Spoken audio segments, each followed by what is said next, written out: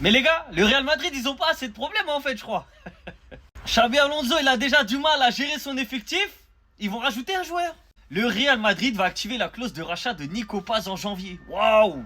Mais les gars, il va faire comment, Xabi Alonso, là?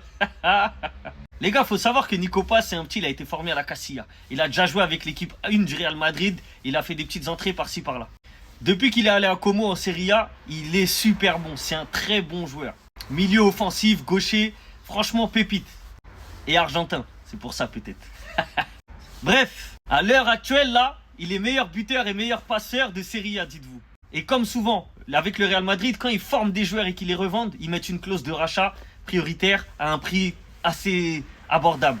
Et du coup, là, ils vont soulever l'option d'achat de Paz. Mais moi, ce que je comprends pas, c'est qu'il a déjà du mal à gérer Mastantolo, Arda Güler, Brahim Diaz, sans parler de Vini, Mbappé, etc. T'as un Bellingham qui veut jouer toujours plus haut sur le terrain. Lui, c'est un 10, c'est un milieu offensif. Et je dis pas que c'est un mauvais joueur, hein, au contraire, c'est une pépite. Mais moi, c'est plus sur la gestion de l'effectif que je me pose des questions, les gars. Xabi Alonso, il a du mal à tenir son groupe actuel, il va rajouter encore un joueur offensif. Donc il va devoir faire des choix encore plus forts. Ou bien il va le prendre, il va le laisser sur le banc. Donc c'est une très bonne recrue côté Real Madrid. Mais à voir le bordel que ça va faire en fait. Bon courage Xabi Alonso.